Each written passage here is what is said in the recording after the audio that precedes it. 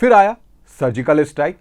इन 12 सालों में सबसे बड़ी उपलब्धि एयर स्ट्राइक, उरी हमला, पुलवामा हमला और फिर भारत का जवाब surgical strike, Balakot air strike. सरकार ने दुनिया को संदेश दिया कि भारत अब सिर्फ बचाव नहीं करेगा, जवाब भी देगा। सवर्ण आरक्षण, मोदी सरकार ने आर्थिक आधार पर 10% EWS आरक्षण भी इन्हीं सालों में लागू किया।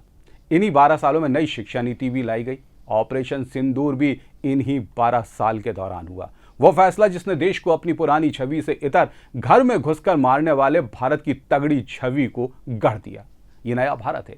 इन्हीं 12 सालों के दौरान भाजपा अपने सहयोगियों के साथ राज्यों में बढ़कर आज 22 राज्यों की सत्ता में काबिज है।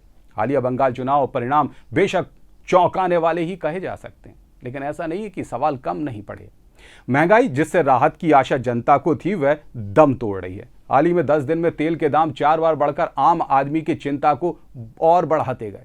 जाहिर है कि तेल के दाम बढ़े तो महंगाई और बढ़ना तय। रुपया लगातार गिर रहा है तो बेरोजगारी के चलते कॉकरोच मूवमेंट आज चर्चाओं में है।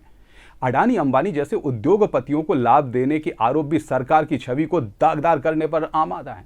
वहीं ईडी, सीबीआई जैसी जांच एजेंसियों के साथ चुनाव आयोग को पपेट बनाने का आरोप भी इन्हीं 12 सालों में गंभीर बिंदु के तौर पर दर्ज होता है। आम जनता के बीच फिर बेचैनी है। बेशक सवालों का तूफान भी उठने लगा है, लेकिन आशाएं धूमिल तो ना हुई। कुछ लोगों के लिए विकसित भारत की नींव, तो कुछ लोगों के लिए लोकतंत्र और असहमति पर दबाव का दौर।